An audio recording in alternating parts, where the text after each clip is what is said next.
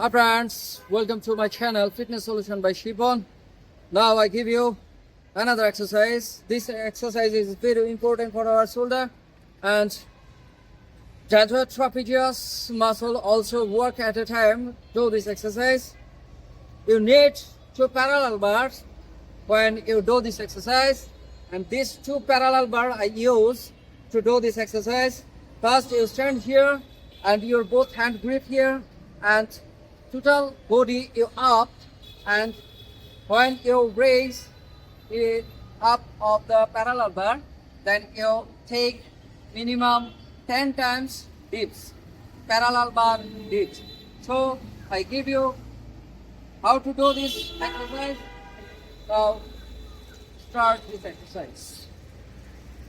Stand and now slowly down, up, down, two, down, two, down, two, down, five, down, six, down, seven, down, 8, down, 9, down, 10.